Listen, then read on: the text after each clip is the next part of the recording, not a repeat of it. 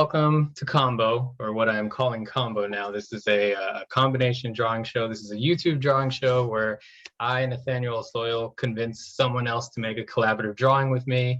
We use digital drawing tools to draw in the same space at the same time, have a conversation, and hopefully have a good time and a good drawing at the end of it. But there's no pressure on quality, no pressure on how much we're going to finish. It'd be cool if we did. If we don't, that's fine too. This should be a relaxed environment of just drawing, almost like after-school art club. And today I'm joined by Dan Whitfield. Today's combo is at Life of a Whitfield and at I Draw, which is myself.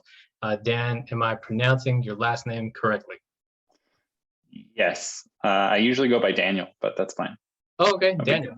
We can do Daniel. I always tell people, or not always, but I used to tell people it's either Nate or Nathaniel. It's never Nathan, just because there was a elementary school story. We don't have to get into it right now. But tell anyone watching a little bit about yourself and what's the elevator pitch for Daniel. Yeah, so I've been making comics for like 12 years. All independent comics, no big, like nothing with any of the bigger publishers or anything like that.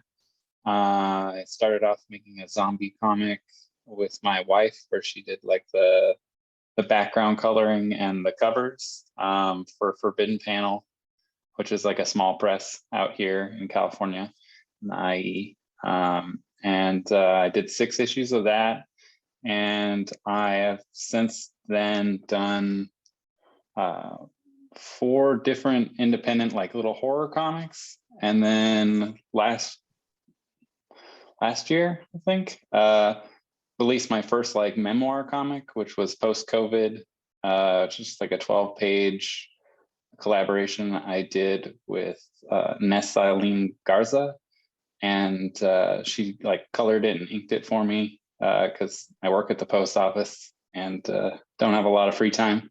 So she helped me finish that one up, and that's just like a memoir comic about my life at the post office after COVID hit and kind of everything going on then. Right. Working on the second one of that, yeah. Okay. Oh, you're working on the second version of that, second issue of that. Yeah, I'm working on the second issue of that and a couple of sci-fi comics and other things right now. And then in October, I took over the shipping for Birdcage Bottom Books, which is like an indie like publisher and comic distro. Sorry, there's my cat. Before you, I don't mean to cut you off, but I want to get into Birdcage Bottom, and I want to get into the second issue of post-COVID. I want to let people know that what we're making this video for at the top of the video, and then we're going to dive into all of these things you're working on, things I'm working on, and we're going to start making a drawing. So if you're new to these videos, which at the point that this gets released, these will be being posted. There are 2 reasons that these videos exist. Number 1 is to sell comics, and that is by means of a Kickstarter. And number 2 is to give an opportunity to myself selfishly to draw with other rad people, or draw with rad people, and make some cool art. So please follow me on Instagram at iDraw, and follow Daniel at Life of Whitfield. I'll have a Kickstarter coming out in March. We're recording this in February of 2022. So if you're seeing this video, I'm already telling you about all about it, probably online. And please support if you can. If you can't, share it with as many people as you can. And Dan, at the time of this recording, you're in the middle of a Kickstarter. Is that right? Yeah, Birdcage is in the middle of a Kickstarter. We got about, I think, like 20 days left, something like that, while we're recording now.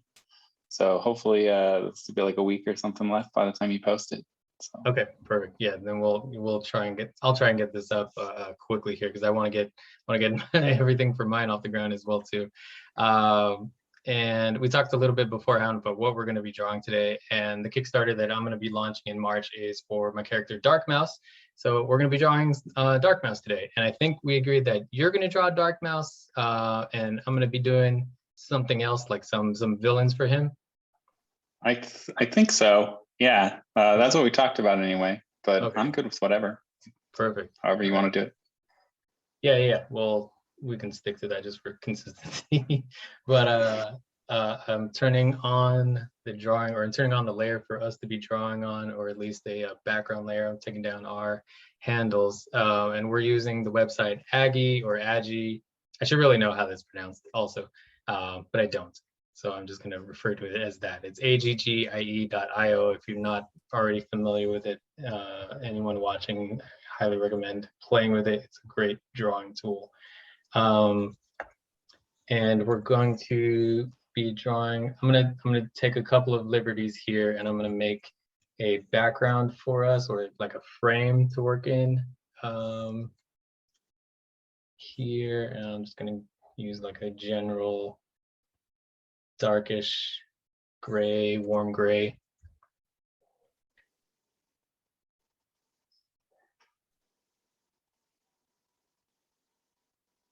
And it's not going to be perfect. Like I said, this doesn't have to be real fancy. I would like to talk about what we're drawing while we're drawing it, and talk about the comics that you're working on and all that good stuff as we're going through. But yeah, so this is our canvas. Other than that, you have free reign to draw Dark Mouse, my friend.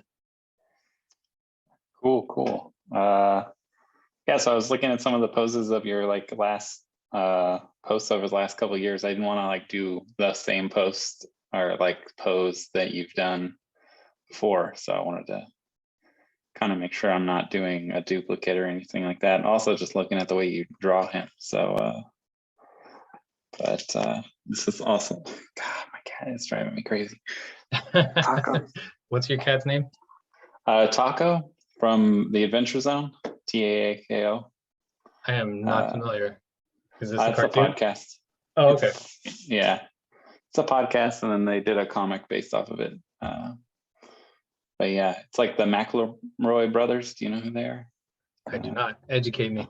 Okay. I don't know. My wife's more into them than I am, but it's just like a D&D podcast where they did like a D&D campaign. Gotcha. That sort of thing. Nice. All right. So I'm gonna be sketching in some stuff, and also like something I like to communicate while I'm working with other people is don't feel like I want the drawing to feel like comfortable and loose. And so like if we draw over each other, or if like our characters' limbs are crossing each other, that's totally fine. I have no qualms about going over or under or being in the background if you're going to draw Dark Mouse in the foreground or anything. Yeah. The more we can overlap, frankly, in my mind, the more successful a collaborative drawing this would be. I'm just trying to figure out how to make multiple layers. Sorry, it's my first time using this app. No worries. So over on the right, actually Got with it. the iPad, I'm not sure if it's the same UI, but I think on the right there should be a little new piece of paper. I hope so. So yeah, so what I'm just gonna do like a ball and stick to start, so you can work off of what I kind of frame out, and then I'll like do inks over top of it. Sound good? Sounds good. Okay. I can move my guy. I'm just gonna draw a general ninja. No, you're good. Do you want him with like the sword, the gun, no weapons? Well, how are you drawing him? However you want to draw him. Do you want direction? I'll give you direction if you want direction. No, it's all good. I kind of had an idea of what I wanted to do, so do it. Oh, that's not the. I was having problems figuring out like how to change the brush a lot, but yeah, I'm trying to get it's a tough jump between this brain and the Photoshop brain, at least for myself. It's kind of like riding two kinds of different bikes. Like one bike you pedal forwards, and then the next bike you have to pedal backwards to go forwards. And with this platform, there's a couple of brushes that you can save in the top right. It looks like 6 brushes, and like one of them I have set up as an eraser. The other 2, I have one like solid brush I use for inking. The next one is an eraser. The next one is like opacity brush, low opacity brush, which I use for sketching, which is what I'm doing now. And then the last one is like a fat marker, basically. But I only use 4. I keep it low stakes for right now. So if memory best serves, you and I met at some Inland Empire comic convention. I think it's WonderCon like 2014 or 15. Was it a long time WonderCon? ago? Yeah. Yeah, it was. It has been a minute. I was gonna say like I was thinking maybe it was like one of the 4-Color Fantasies free comic book days or the Inland Empire convention. But you were always in and around the Forbidden Panel guys. And you mentioned them earlier. They're an indie press out this way. Oh man, I'm drawing too big. Hold on. No pressure.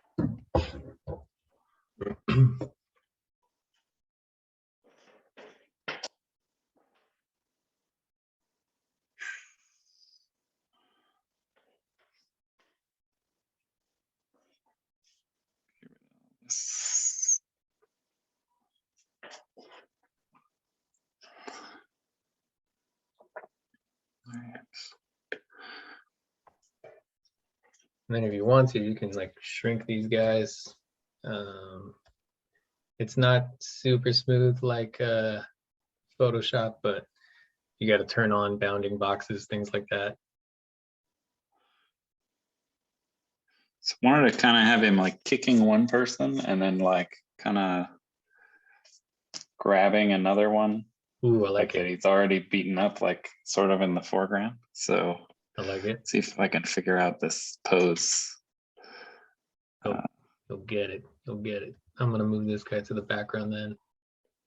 I'm just gonna draw a general guy. I'm gonna leave him on the side for right now.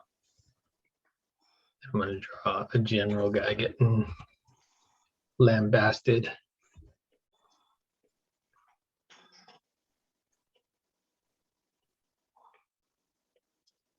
Because this sort of makes sense.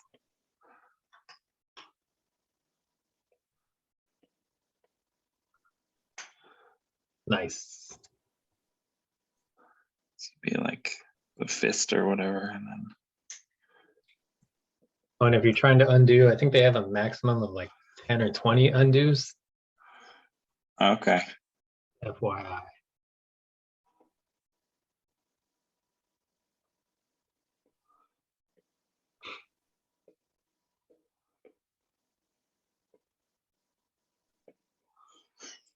Let's see. Let me look at Dark Mouse.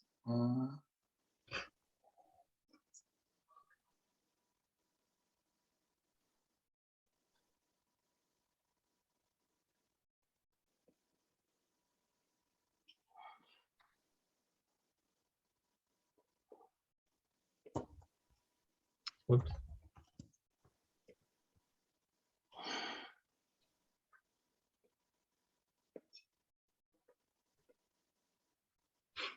So how many times have you tabled at WonderCon, or how many times have you done WonderCon in some capacity?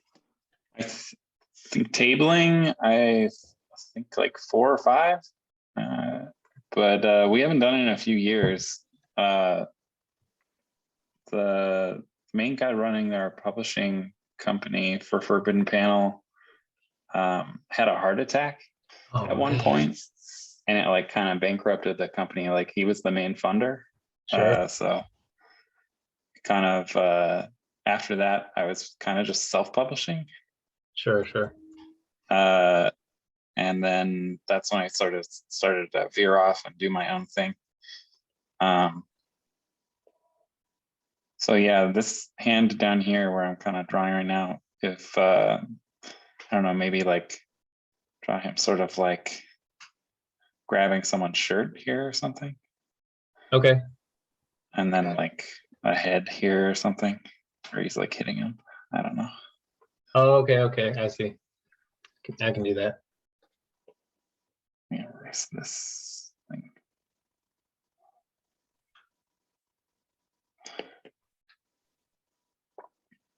see.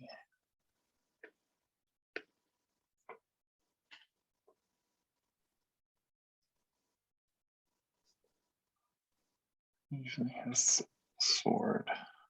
This is a big action pose here. Yeah, you think I should make him a little bit bigger, or? Yeah, sure. You can use on the left side toolbox, or on the left. Oh, there's a word for the toolbar.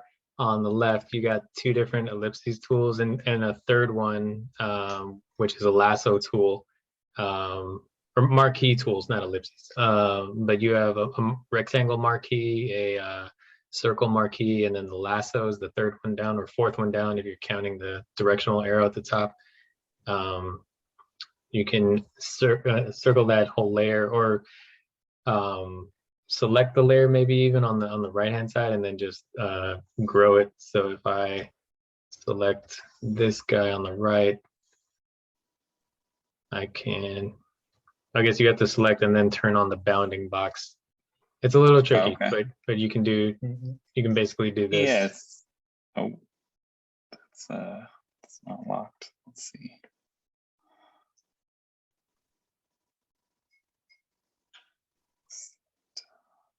Let's move over here so he's kicking there.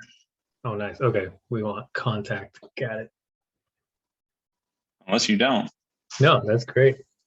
Keep going.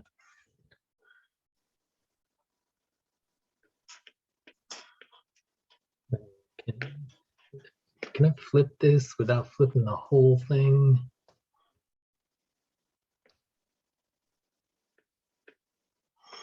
Do the whole thing.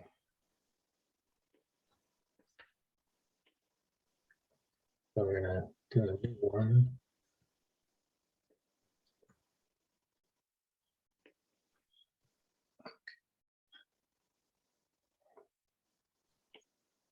Fine.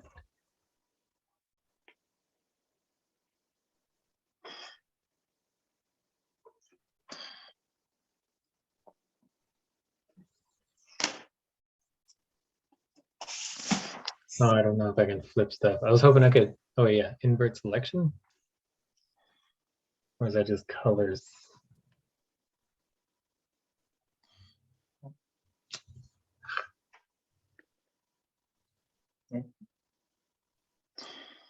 Drawn in the wrong layer.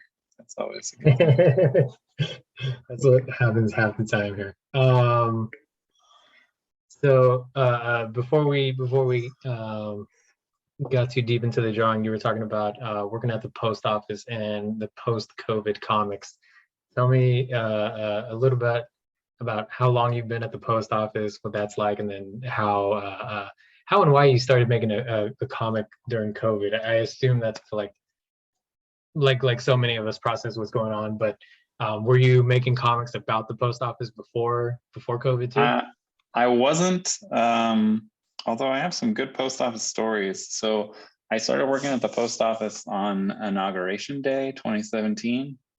Oh, neat. My first day, which was super great. No conflicting feelings about starting to work for the government on that day. But yeah, so that's kind of where that sort of thing started. And I really just started doing it as like art therapy. I got COVID, and it was kind of like all I wanted to do was like sort of work out where I was at with stuff and like how I was feeling. So Sure. really the comic was that. And it was like after like 6 pages, I was like, well, I should do something with this. And got it up to 8 pages, made it sort of like a full story. And but I didn't have time to like finish it, and just kind of started reaching out to people that I'd talked to recently that were in the area, because I was working so much because we were being super overworked at the post office. So I like had money but didn't have time, and I was trying to collaborate more with other artists. So it kind of was like mutually beneficial, I guess. And yeah, just I reached out to Ness and she colored it and did a really great job kind of making it more marketable than my style, because my style is very horror. I don't know. My line weight has a certain like horror kind of quality to it. Sure. But so she sort of brought something to it I couldn't. And yeah, it went really well. And then I reached out to, after publishing it, and it kind of was like, for a while there, sort of like a calling card for me that was like a totally different thing than I normally do, and was like immediately way better received than anything I've ever done. So I was pretty excited about that, but just had like no time to work on it after that. So Sure. it became like this one-time thing that I sort of did. And I just recently got back to it. But as you know from following me for a long time, I kind of always have like 6 projects going at a time. This is true. It's just sort of a thing. So I feel you. I did it in like a moment, and was just kind of like really proud of it. And then kind of just felt like it needed to be out there, even though it's Yeah. not about like, it wasn't about any of the election stuff or like any of the stuff like that. And I literally wrote it the week before like the post office was in the news for like all of the, like, basically the post office was falling apart and everything that summer. So it's like, it's not even about any of that. It was like the prequel leading up to all of that. So it was, if you can imagine, it was bad enough for me to write a comic about it before any of that happened. So it was kind of, it was funny that we were in the news like right after I wrote it. That is pretty funny. Yeah, man. So many of us, not just artists, but people need to do different things to process what's going on. I made this comic called Party Hats, which is a reference to face masks and the idea that people don't want to wear something that will make them look mildly silly, even though it can help them and like the people in their community. Like it's not hard. We can just wear these party hats, and then everybody will be fine. Or we'll have a good chance of everybody being fine. And then you know, a lot of people don't, and that's not the only contributing factor, but like that was kind of like a big one at the time, and kind of still is, depending on who you're talking to. So you made post-COVID, and you were contacted by, or then you reached out to Birdcage Bottom, or how did the connection to Birdcage happen at that point? So the whole thing with Birdcage happened way later, actually. That whole thing happened because I was at a point with the post office where I was just like, so we moved. I think me and you both sort of got a house around the same time. Yep. And that wasn't my original plan. My wife and I had originally, we were trying to figure out a way that I could open a comic book store. Really? And we had money set aside for it. And it was like, I had like a 5-year plan to get towards that and then move away from the post office. And yeah, so that didn't work out because of the pandemic. Happened like in year 4 of my 5-year plan. Wow. And so we ended up just having all this like money kind of sitting around. And so we bought a house.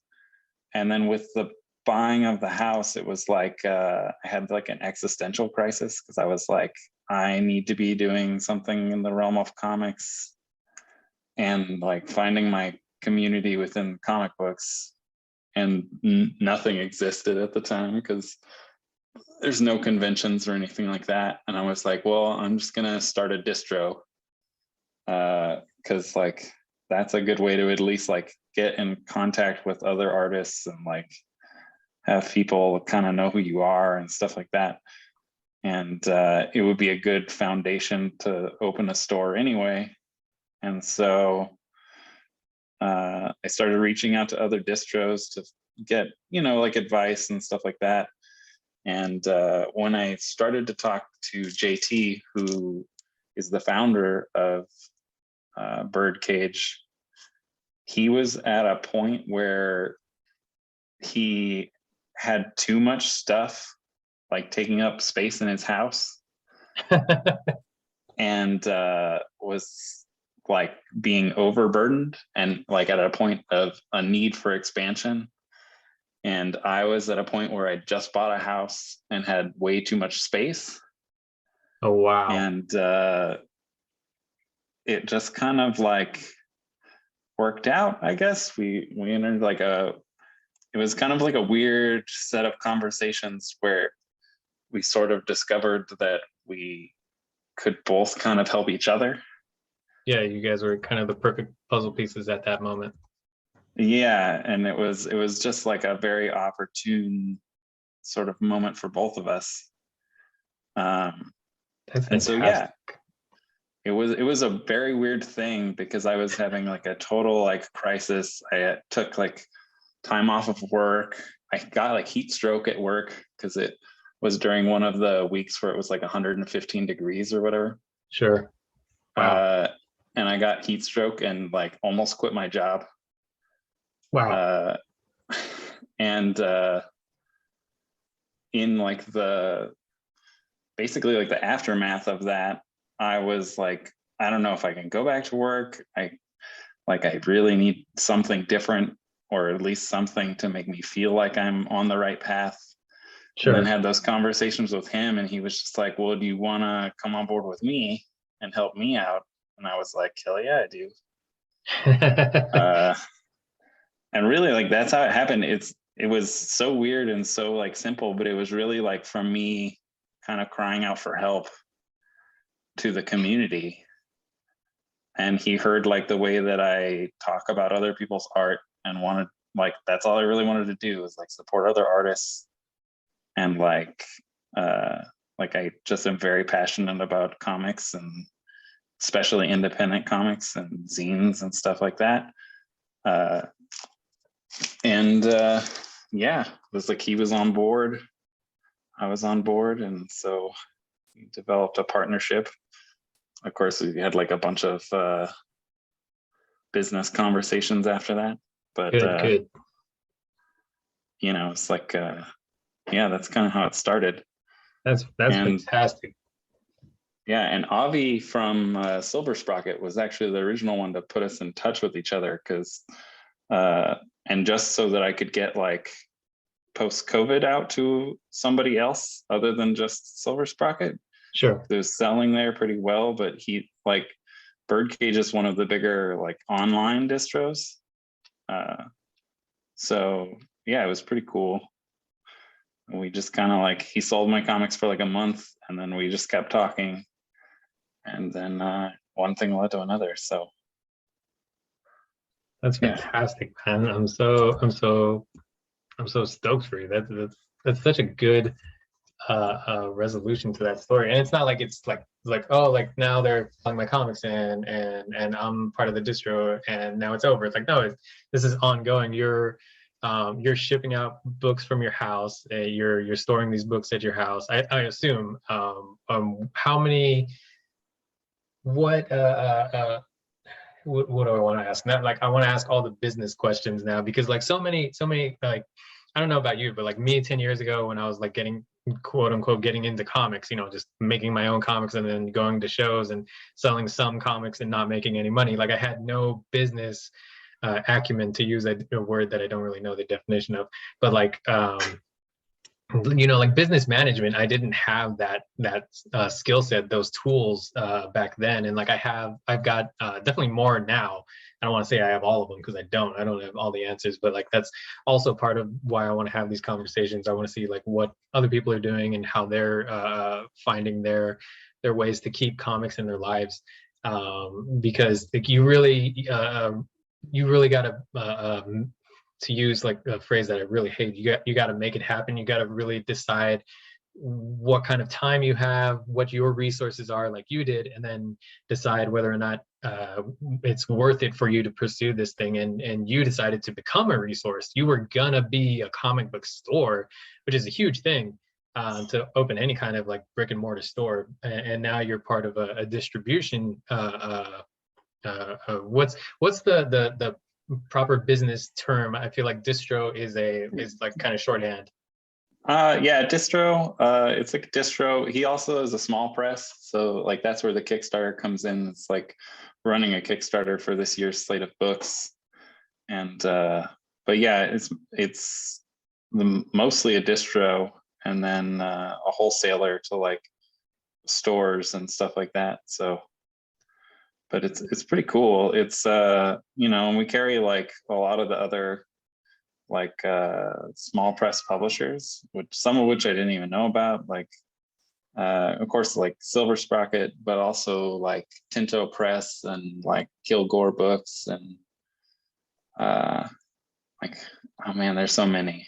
But yeah, they are all in my garage, to answer that question. Awesome. And I kind of like walled off a whole section of my garage for it, and it's a whole thing in there. Nice. So, but yeah, it's like it's over 200 different titles. So that was going to be my next question. What's the catalog like count, or 200 different titles? How many is it, like international people, or is it all US? Like what's the makeup of that? There's some international people for sure. Not a ton, because it's so like the logistics of things is like it costs people a lot to send internationally. So like sure. A lot of artists, when they send stuff to us, it's like kind of taking it at a loss, but just wanting to get their stuff into America and be able to like get it into like indie comic stores and stuff like that. So and then yeah, so like when you're talking about like finances and stuff, like that's really like a big aspect of it, was like I've never made any money in comics. Like I always just end up putting money towards stuff. I'm sure you probably have a similar feeling. Sure. Yeah, I didn't. Where it's like, go ahead. No, it's okay. I was just gonna say, like, I didn't start actually making money with like turning a profit with comics until like maybe my 4th year of doing it. And like, you know, like some people would have the wherewithal to say like, well, it's been 3 years, let's try something else. But like I was just like, no, I just really like making comics. And then 1 year, like I finally made a book that would like make my table money back, and I was like, oh wow, this is what that's like. And then you know, it's been good ever since. Like good ever since. Like I always call comics my my hobby that supports itself, which is nice. But anyways, go on. So yeah, so like so I've never had it support itself. It's like always cost me I would say usually lose about $2,000 a year on it, which is you know, that's like all supplies included or whatever. Okay. But of course, like, and printing costs and stuff like that, because once I was basically just being a small press for myself, and I was like the one putting the money in for Forbidden Panel to get their books published. It was yeah, it was like all on me. So then it was just sort of like, yeah, taking things at a loss, but just doing it out of like the passion to do it. So it was worth the hit, I guess, in that way. Sure. Yeah, I mean, there's like, no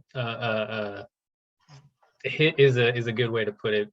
Hit is also a business term I've learned in the past couple of years, but I think that's a common story, especially in the world of comics, because it's expensive to print.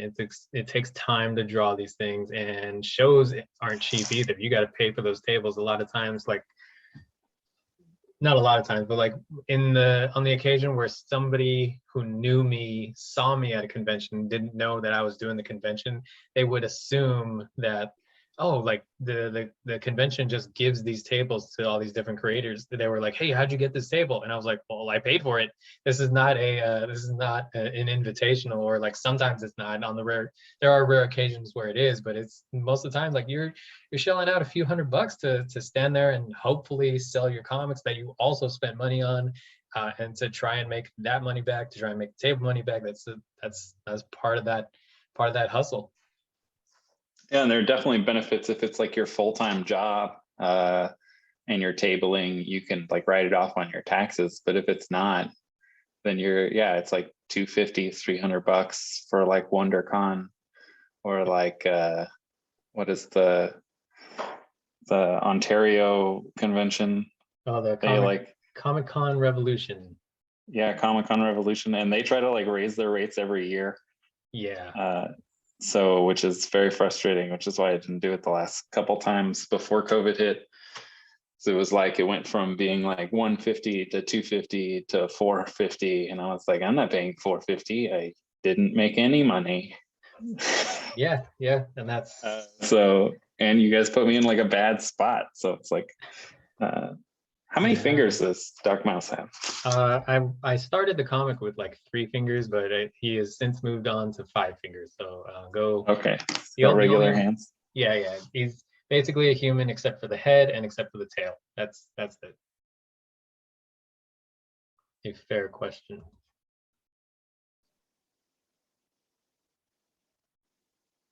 Guess it doesn't matter if he's clutching this shirt and I don't have to draw any of his fingers. Let me zoom out here so everyone can see what's going on here. Yeah, look at that. Wow, that is some slick, leathery clothing. Yeah, sorry. No, just great. Sort of how I ink. I'm not quite sure what type of shoes he has on either, so I'm just gonna black them out probably. Yeah, that's one of the areas I totally cheat on, where like I just make it a general dress shoe. Lately I've been making it boots, which takes a little more time to draw, but the dress shoe is like super easy. I can just kind of scribble it in there. So yeah, take all the liberties you want. It's looking great. Oh, that's a giant hand. That's that comics foreshortening right there. Only on the hand. Yeah. that's the focal point. So that's a really interesting story, man. You wanted to open a store. What is the at the end of this 5-year plan that changed and evolved, which is totally makes sense in my mind. Like so many of our lives don't end up the way we picture them, but we still try and land in the general area where we want to, which is how you're a distro. And what was the name of the Daniel? Was it Daniel's Comics, Daniel's Comic Shop, Daniel's Comics R Us? So my concept to bring like extra money to a shop is to take like what I call the borders route, where it's like you set up seats and have a kind of area where people can just sit and read. Coffee shop. Yeah, like the coffee shop kind of vibe. And I was really sort of trying to incorporate that because I have a pretty decent comics collection. And I don't mind if people are going to read my books if it means they're reading comics. It's like sort of that sharing the wealth or whatever aspect of things. Man, I can't figure out how to draw a hand for crap right now. It's looking good. It's looking okay. All right. I've done better. Yeah. But yeah, so it's that was like the plan. I was gonna call it all the comics I've seen. And be like yeah, comics and zine library. I love that name so much because it's so specific. Yeah. And it's super fun. All the comics I've seen. It's based off of a My Chem lyric. It's like all the trouble I've seen. Oh, okay. Yeah. So it's like a nod to Gerard there, I guess, in a way. Who also made comics. Yeah, yeah. I think all of which I own at this point. Oh, nice. I never got in. Well, I won't say I never got into them, but like I read a few of the Killjoys, and that was kind of it. It seemed like this, not a huge universe, but it was like a universe that I was like, oh, I really need to take some time and like really invest myself in that, and then I never did. But like over the, Yeah, no, go ahead. I was gonna say over the pandemic, I've been like taking the time to download comics through free library apps, where you can just use your library card and download. If you're depending on the app you're using, you can get like anywhere from like 8 to 10 titles a month, and they could be as thick or as thin. Like you can download a single issue, or you can download the graphic novel with the collections, and you can read those. Like in 2020, I read like Snot Girl, I read Lock and Key, and I read I read a bunch of Spider-Man. But I'm gonna add the Killjoys to my Hoopla list. I use this app called Hoopla. Nice. Hoopla is pretty cool. I've only used it once, but I have a thing about digital comics. It's hard for me to read them. Sure. I just like to have the paper copies. I don't know. But yeah, so I think Killjoys is probably my least favorite of his things. I really like the newer Killjoys he did. He just did a newer run on it. Oh, okay. And I really liked that a lot. It was with like Leo Romero, I think, was the artist on that. Yeah, and that one was like what their other one was originally supposed to be. Because I guess what happened was he had like a whole storyline written out and decided to go with like these other characters in the future of it. So it's like it didn't quite mesh with the album that it was to go with, because it was like kind of got sidetracked by this other secondary story, and then that's what the actual one that came out was. Not that any of this matters, but yeah. So it's like a total like thing where he got sidetracked, and then it was like when it came out, I was expecting it to like really be into like the album universe and be delving further into that, and it kind of just wasn't that. So but yeah, so what can I say about that? I think I really like the Umbrella Academy a lot. I liked the new Killjoys a lot. What else has he done in comics? I like the Doom Patrol run that he like oversaw at DC a lot. Okay. But yeah, I don't know. I try and read as much as I can. What's the last thing you read? I just finished the Black Panther Party. This one here. This is like my current reads shelf. Oh, okay. But yeah, the Black Panther Party. Yeah, David Walker and Marcus Kwame Anderson. I hope that I'm saying that right. It's like the history of the Black Panther Party. It's almost more of like a read over comics, but it's like all the illustrations and everything.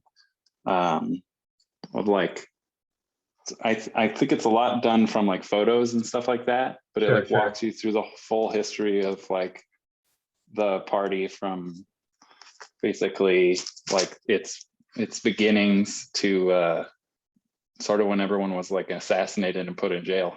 Oh wow. So it was a heavy read, but got to read something for Black History Month. And then I'm also reading BPRD Hell on Earth right now. Nice. I kind of just love BPRD and I want to finish the story, but like Hell on Earth was out of print and it's coming back into print right now. So I'm kind of just getting it as it comes out. Oh, and nice. reading it. Is Birdcage, you guys distribute most, if not all, independent? Are you guys also distributing any kind of like Dark Horse or like probably not Big Two or I think Silver Sprocket's the biggest one that we do. So no Big Two, nothing like that. JT kind of curates everything to where it's mostly like memoir and like nonfiction, and there's some fiction stuff in there, but it's like usually fun stuff. You know what I mean? It's like fun indie stuff. Gotcha. But yeah, there's like it's mostly like mini comics and like single issue stuff from a lot of independent creators. But yeah, it's a good assortment of stuff, but no like bigger mainstream publishers, nothing like that. Gotcha. But I obviously have my own like collection or whatever. Oh, I'm sure. Like how could you not? You're helping get these comics out. Like how do you not say like dibs, and then you buy those? Yeah, and now that I'm like working with the distro, it's actually kind of cooled out my comics buying habit because I get like whatever new stuff comes into the distro, I get for free. Hey, that's like, what's up. I know, I get like a free copy of everything, which has been pretty awesome, to be totally honest. Nice. So we coloring now? Yeah. Dark Mouse doesn't have a lot of color on him, huh? He does not.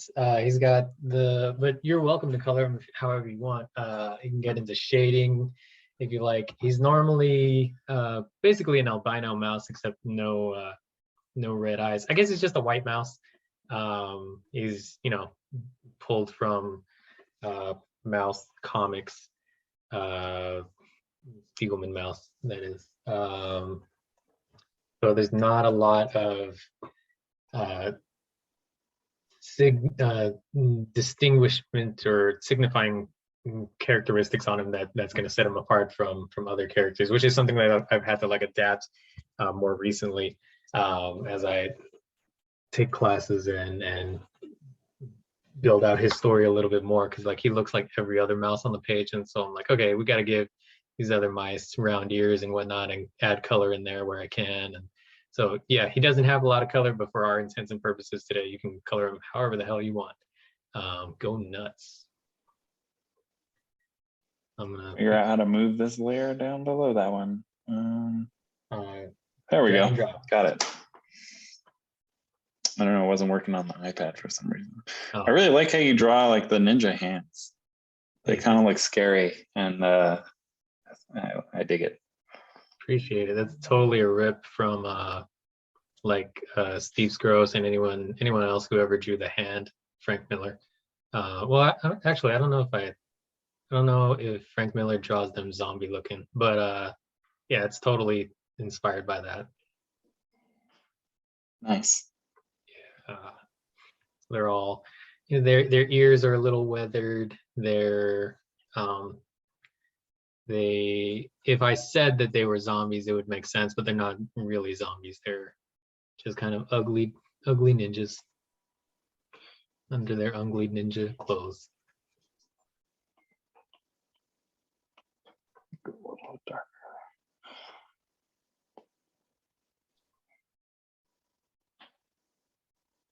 So tell me about the Kickstarter that's going on. Tell me about your Kickstarter, because my Kickstarter is a collection of Dark Mouse stories. Again, go to @iDraw, anybody watching this, and follow and support and share. But it's a few different collected Dark Mouse stories in there.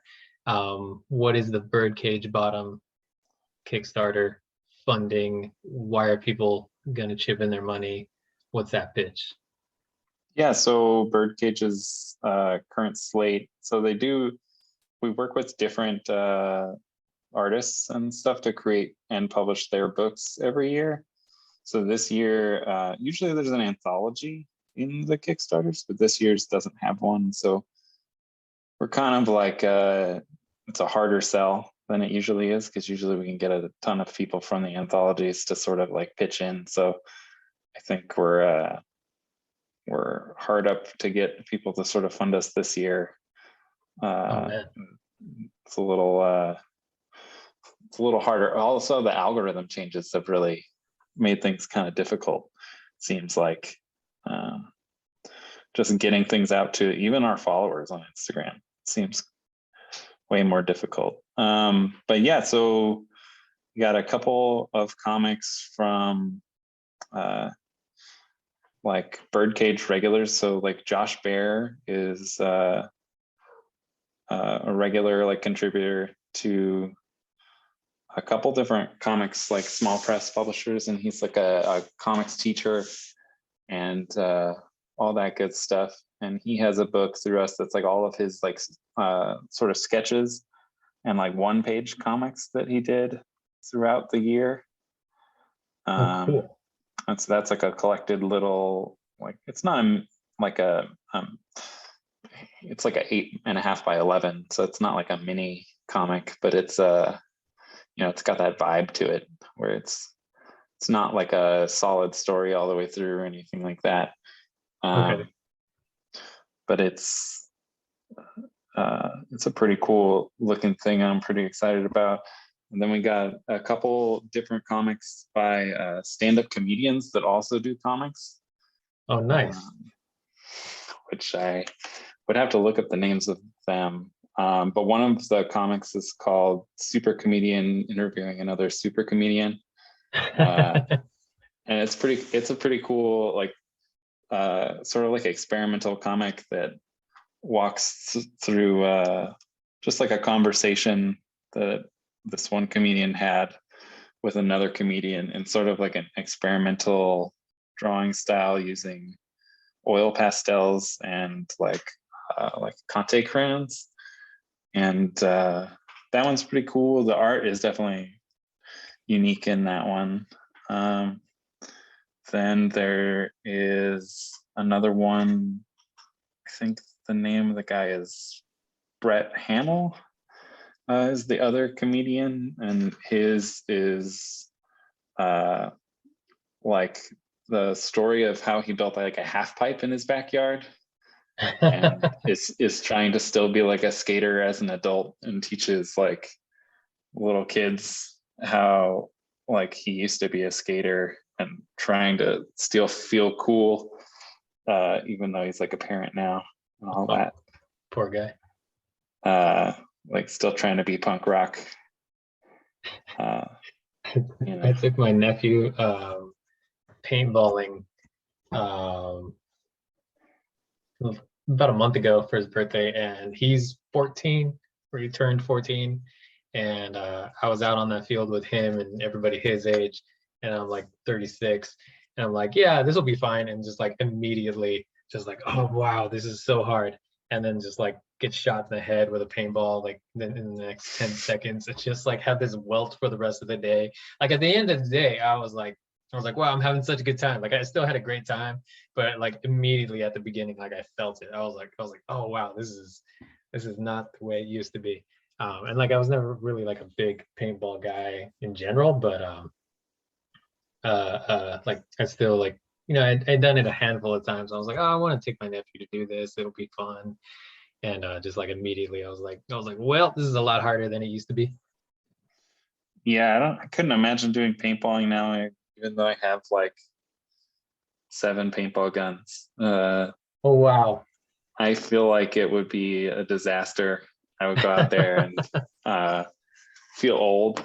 I know I look like I'm like 18 years old.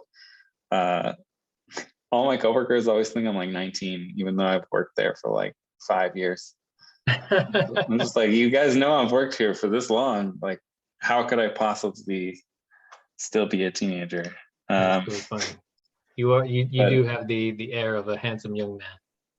Yeah, I feel like I constantly, whenever I go to comic shows and stuff, like I'm always wearing a backpack and everyone just assumes I'm like a high schooler for sure. It's been a problem in my like professional life where everyone always thinks I'm a child. And you're how tall are you, if you don't mind me asking? I'm 6'1". You're 6'1". Wow. Yeah.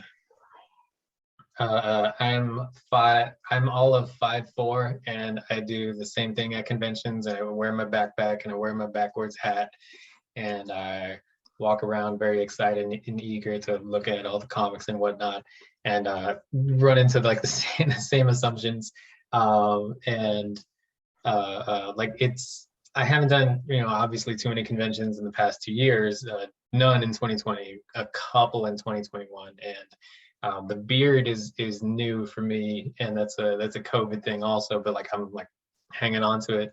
But like ever since that, just like being out in public, I've gotten a lot more people assuming that I'm older. So I'm not recommending a beard, but if you want to deter that in any way, that might help.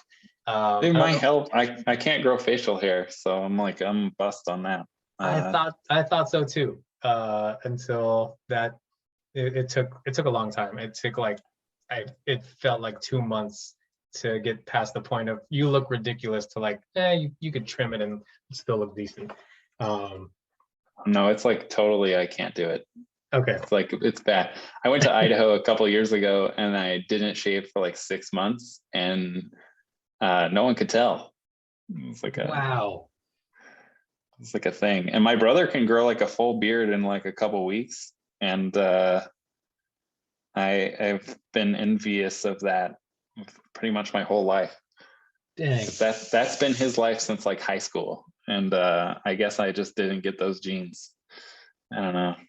That's fascinating. I don't really have like a follow-up question for that, but like no worries. Oh man, it's just a weird thing. Yeah, that Dark Mouse is coming out super good, man. So walk me through the process that I saw here.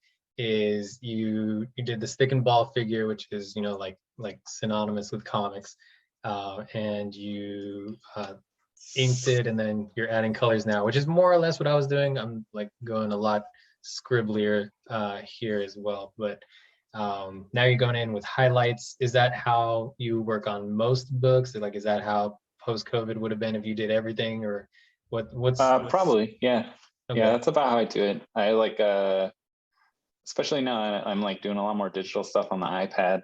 It's kind of like I lay down a flat layer, do like a shadows layer on top of that, and then a highlight layer to like end. But usually like inks, then highlights and shadows. I can add like a shadow layer to some of your ninja guys if you want. Yeah, please. For texturize them. Give that. Do it.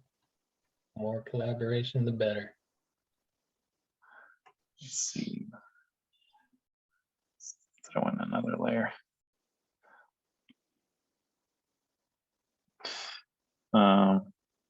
But yeah, that's sort of my general way of working, I guess. That's make it look good.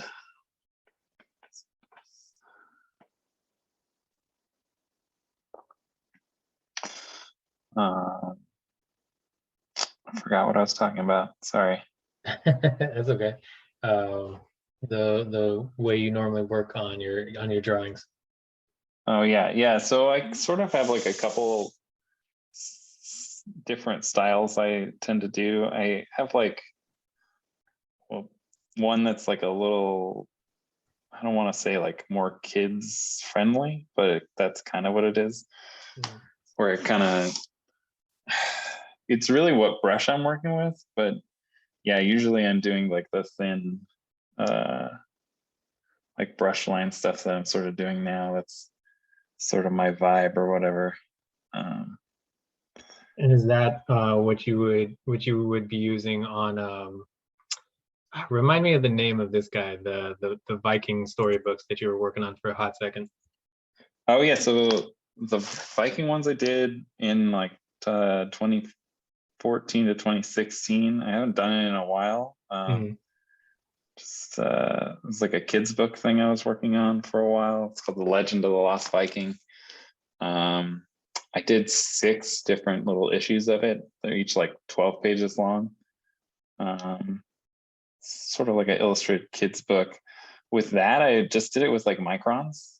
So that one is like, and I was like trying to just do like a panel a day, basically. Cool.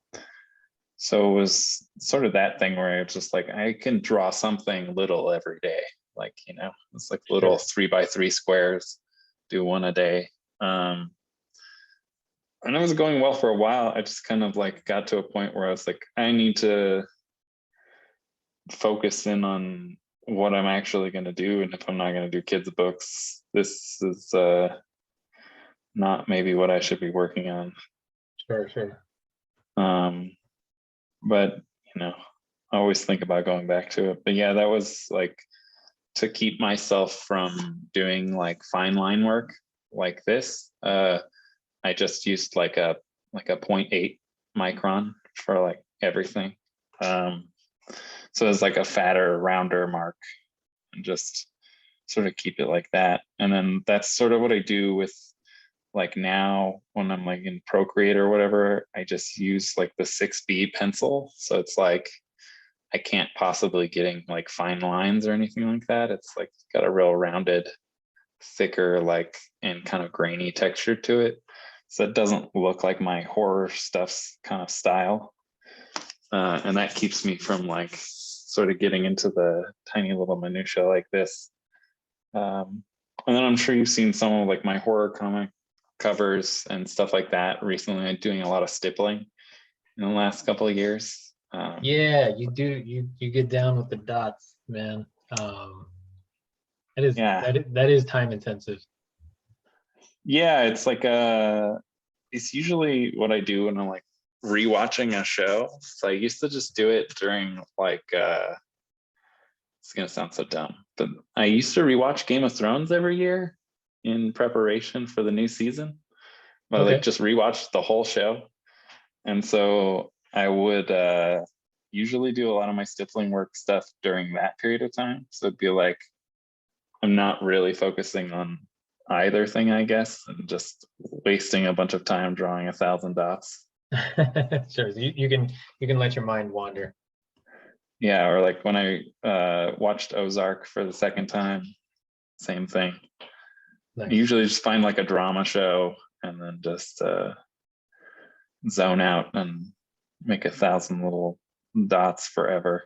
It definitely wears you out, but it's like I don't know, there's something about the effect of it, and especially for like the series of like horror comics that are like the premises, they're all based off of like real scary things that have happened in my life with like a supernatural twist.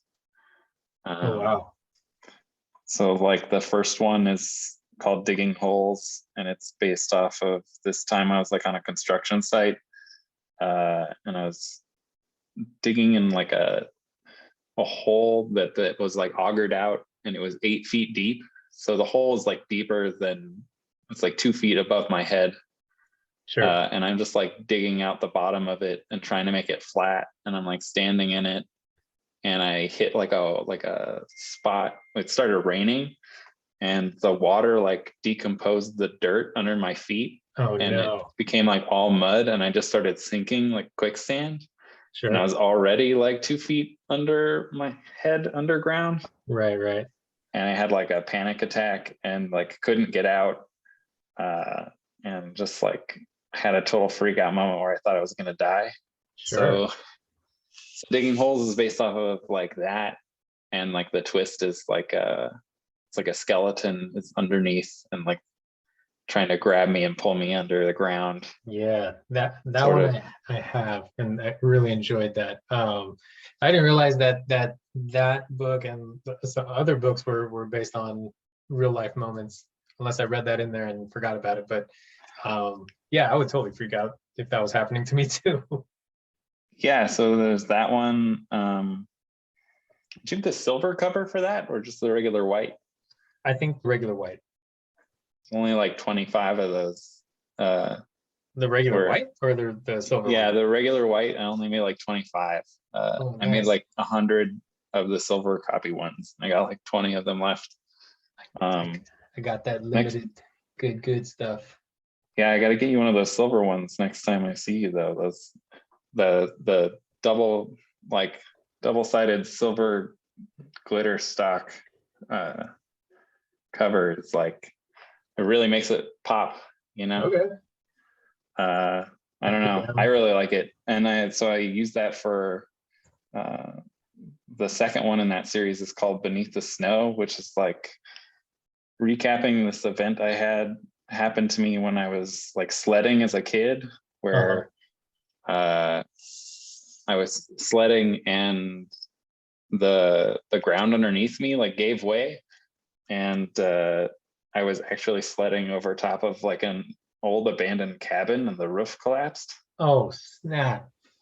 And I was only like 7 years old, and I like couldn't get out, so I was like trapped under the snow in this like cabin or whatever. But in real life, I was like with another person, and they found a way out. Okay. But in the comic, it's like a ghost helps me out, and like leads me out. That's so cool. It's a cool little thing. And then the third one I'm working on is called All I Wanted Was a Pepsi, which is I only have the lettering left on that. And I just posted the cover for it the other day, like the finished cover. Nice. But I that was one, gonna say, why does that one sound familiar? Maybe I saw it online. yeah, I like just posted about it.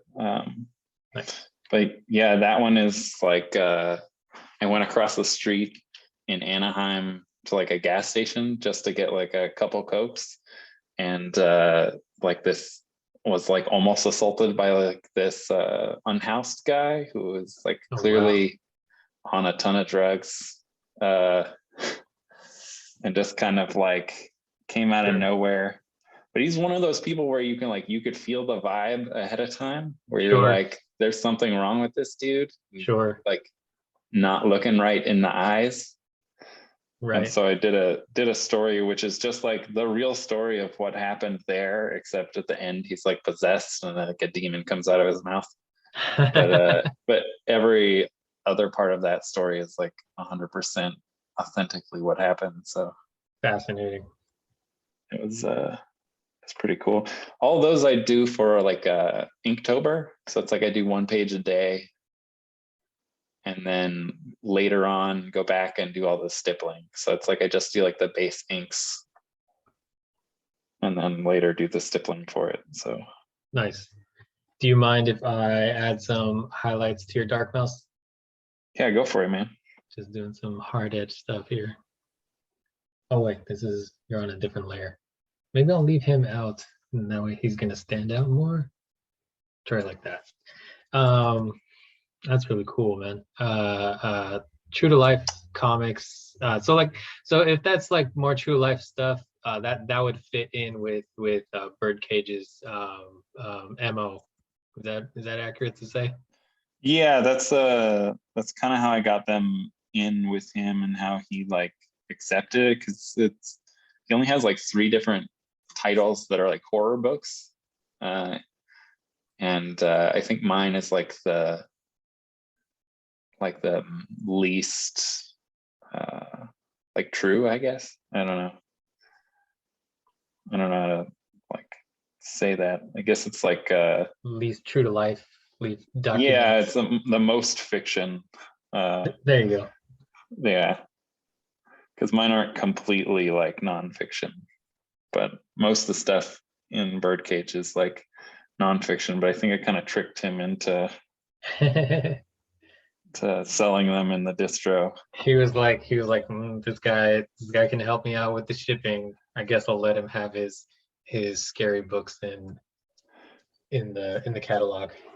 Yeah, I think really it was like he didn't know how to like categorize them, because he has everything separated into like specific categories and everything. Sure. So it's like, what do I put these under in the catalog? And I'm just like, do you have a nonfiction category or like a fiction category? He's just like, no. It's like, and you don't have a horror category, so Daniel's books. I guess memoir. Sort of a memoir comic. Inspired by true events. Yeah, and that's what it says inside the cover. It's like based on true events or whatever. Like Okay. I would guess it's based on true events as much as Dude, Where's My Car?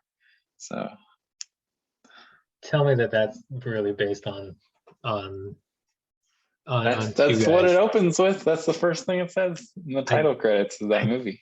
don't remember that. How many times have you seen that movie? Dude, Where's My Car? I Yeah. haven't seen it in like at least like 6 or 7 years. Okay. But yeah, man, I used to watch that movie all the time. That's so I don't funny. know. It came out when I was like 10, so Okay, that's like perfect age for that. yeah, it was right there. Nice. Let's see. All right, we're bringing this thing home. It feels like I'm gonna zoom out a little bit to see everything. I really like how you drew Dark Mouse. Oh, thanks, man. I like adding in the little shade lines to the ninja guys. That does give them a nice touch of depth, and I hadn't put in there. That's real cool. Trying to see what I want to do to add, or I want to do something subtle to the background, nothing crazy. Maybe I'll throw in just a little bit of highlights closer to the middle.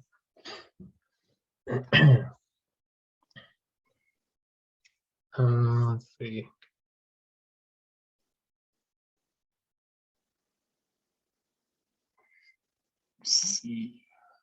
Try and bring in a bigger brush. This is a little backwards that I'm doing the background way at the end here, but sometimes that's how this goes.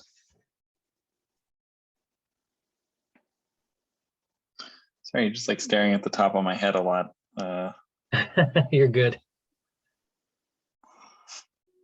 Ooh, yeah, throwing some Jack Kirby explosive lines. Let me get the opacity right on that.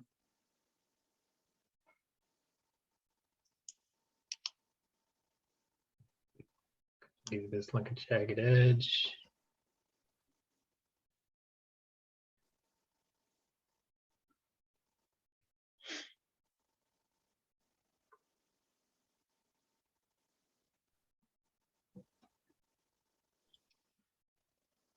Just gonna fill this in quickly. Not gonna worry about much of the foreground stuff behind it anyways.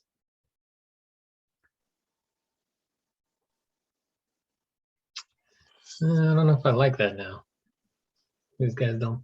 Well, no, that works. Dark Mouse pops against it a lot better. Yeah.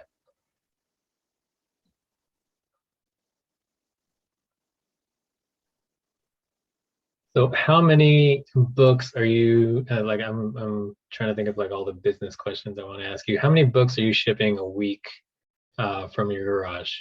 Not like I not was don't account for category. What's like what's a nice round number for everything all together? I would say I usually do like at least like a package a day. Wow. So at least like one book a day. A lot of packages people order like 2 or 3. So and you know, like it definitely helps that I work at the post office. So it's like I go to the post office every day anyway. So Sure. it's like it's definitely to my benefit. It's like a person who ships stuff out a lot now.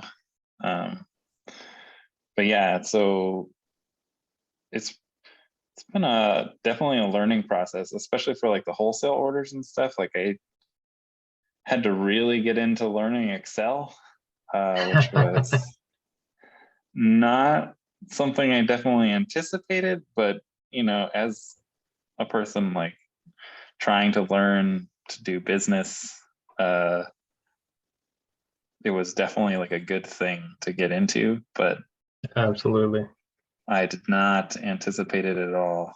And it's my least favorite part of the job, I would say, Yeah, for sure. I've gotten used to Excel. I really rely on it now, like just from like the day job that I work at. Like that's something that I started using probably like I started that job in 2016 and I started using it 20 like really heavily like 2018, and I can't work without it now. Um, it's a really crucial tool, and like I use it in my personal life like now for like budgeting. I use like, it's not Excel, then I'm using like Google Sheets, which is basically Google's Excel. um Yeah. but it's that's like it's such a crucial tool for artists that want to be better at the business management side of things. Spreadsheets are, so we learn multiplication from such an early age. That's how so much of the economy works and is organized. Yeah, it's been really great to like get back into it. I used to like use it to calculate out all my paychecks and like how much of I was gonna make like 10 years ago when I like worked at Target and stuff. Mhm. But I just hadn't used it in like a really long time, and I was so out of practice with it. And then like to full on have to learn how to use it like at a already fully operating like professional level was Mhm. yeah, it was like a crazy change to my life. But you know, it's like skills that I now have and possess that will benefit me sort of forever, in theory, you know. In theory, yes. They um they say this is going to be a crucial tool for me later on. yeah, right. And we'll see if it is or not, but was yeah, so it's like that. But and it's interesting with like the packages and stuff. The way I do it is like I wrap everything in tissue paper, so it's like the books can't open or anything like that. So it's like anything that's like sized or anything like that. Mhm. um you want me to clean up the edges on that? No. I kind of like how that's ending up. Okay. Unless you want to. No, I don't care. It's Cool. whatever you want, man. Yeah. Let's have them pop um out. Yeah, so I like wrap them in tissue paper, and then we have a lot of freebies that we give out. So it's like if you order stuff through us, like I keep track of what everybody like gets for free. So it's like every time you order something new, you'll get a different free thing. Oh, Um, cool. yeah, so it's like keeping track of that and making sure that's all good. And let me go here. And so that's like a whole thing. I think that like there's a lot of little tedious stuff, but it's all like for the consumer's benefit, if that makes sense. So like I don't really mind doing it because Yeah, it's like absolutely. it's for the customer. And as a person who's like bought so many comics and scenes from other people, I'm just like, okay, what do I love when other people do? And how can I like kind of bring that to this? So, Right. you know, like the tissue paper was like like JT used to do everything in like poly bags and stuff like that, which is really nice. And they're like recyclable and all of that. But like the tissue paper makes it to where it's like I can make it color oriented, so it's like the color and branding is just like boosted Oh, that's neat. and all of that. And then I did like a lino cut. I handmade like a lino cut of our logo, and Yeah, I saw those posts. yeah, so now I like brand all of the packaging and do all of that, and it has a very like hand done feel, which I hope people appreciate. A couple people have posted about it with like nice words or whatever, which is always nice. Good. But Yeah, man, and man, especially you if you're drew doing so many more characters than I did. that's okay. That's not that's part of it. Um, I think just to touch on what you're talking about with the branding and stuff, I think that's a really crucial thing, and it's nice to see when organizations take that kind of time and care with the things that they're making, and it makes you feel like as the customer, they're like, oh, these people really give a shit. They didn't just like throw a book in a box and take that to the post office and then just like have them shake it all around. Like they know that you really care about the books that you're shipping and the art that's in them and the writing that's in them, and that's what they want because they do, because they're the ones that are buying it too. um so that's cool. And I appreciate when people do that, so thank you for doing that on behalf of your existing customers. Hopefully I can speak for them. One of which I am not, but I will be soon, because I'm going to be going to the Kickstarter later and supporting to try and make that happen. As far as these characters, these guys are all scribbled, man. This is not, again, the quality is not, there's no pressure on the quality here, but I really love that you took such time with Dark Mouse, because it really stands out against these guys. He's definitely the focal point, and I think it's a solid composition. I think we just need to sign it and call it a day, unless there's some other finishing touch you want to throw in here. No, that's good. Where should we sign it? In the white or? So I like hiding my signature, but you can put yours wherever you like. I'm gonna blend mine in with the cracks and debris. Oh, I see. The I see bottom. what you're doing there. Yeah, it's too centered. Let's put it on the side.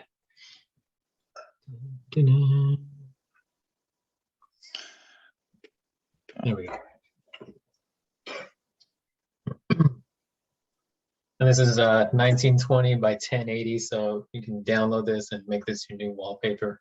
And oh wow, maybe I should do that as like a bonus thing. If people watch this, they can also download the art and put it somewhere. Are you okay with that? Is that Oh yeah, I don't care. Cool. I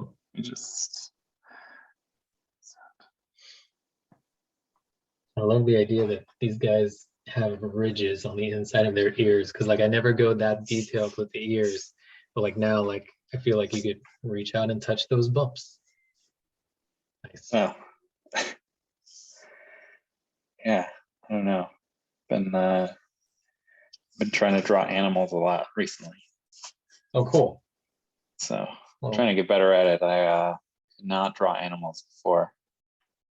I'm sure you've seen, like, I've been drawing all like I've been trying to do like some branding stuff, so it's like all the little birds and stuff like that. Yeah, that's right. I was gonna ask like you. Word bubbles. I'm gonna scroll through your Instagram a little bit. So you got this blue parrot-looking bird. You got a dog with an eye patch. It's a very, very punk rock dog here, and a flamingo with his sunglasses. Pretty cool looking flamingo. Thanks. I just took some pictures of flamingos at the zoo and worked from that. So that is some old school Disney referencing technique there, my friend. Yeah, well, they were actually taken at Disney World. I went to Disney World in the pandemic, which was awesome. Probably a mistake, but you know, did it anyway. Man, I've done several events where I'm just like, nah, this was probably a mistake. Like, thankfully I haven't gotten sick yet, but you know, plenty of family has, plenty of friends, plenty of people like yourself. I would just for some context for people watching, you and I kind of only see each other at conventions, which is kind of lends itself to like, I really appreciate you doing this, man. Hopefully I can get some people to your Kickstarter and hopefully people tune into the Dark Mouse Kickstarter. Yeah, the challenge of going out and trying to figure out how to connect with people is ever ongoing, and hopefully isn't that much longer. But I like this digital drawing space anyways, because there's so many things in this that like we wouldn't have been able to do if this were a real piece of paper and we were sitting next to each other. Like, you can't draw in the same place at the same time in a physical space. So this is always a treat for me to make something with other people in this way. hopefully when this is all done, we can connect and do something at shows or hang out at the next convention. But yeah, well, I'm gonna download this, and you can download this. You should have a file button on your screen that lets you do that. But is there anything you want to say before we call it a day on the recording? I'll put your handle back up on the screen. No, I think I'm good. I'm just excited to fund your Kickstarter, man. You know, always a fan of Dark Mouse. So appreciate it. I think I have all your Dark Mouse stuff probably. But I think you probably have a lot of it. Yeah, there's some stuff that I've done only online that I consider canon. So like nobody has those like printed unless they went through the trouble of like printing that out. But that there are like I think 9 of the original like mini zine style comics of Dark Mouse. Well, maybe I don't have all. Oh, well, I think I have like 6 or something like that. But yeah, I think 6 is the whole collection of like the main Dark Mouse story. Like everything else I do is kind of like a just like this happened at one point in Dark Mouse's life, and I know the continuity for that, and that'll also be included in that book that I'm going to kickstart. But that'll be for people when they read it. So thanks for always stopping by. Thanks for always messaging me and keeping me in mind when you're trying to do some group stuff. And thanks for jumping online today. Again, it's at Life of a Whitfield. Daniel, thanks for making the time tonight, man. And everybody should go to the Birdcage Bottom Books Kickstarter, support that. Make that a real thing out in the world that you can hold and read and flip through, and stay tuned to @iDraw to get updates on the Dark Mouse Kickstarter. Cool, man. Thank you so much. Thanks for the invite. Yeah. Oh wait, I hit stop share, not stop recording. I totally know what I'm doing.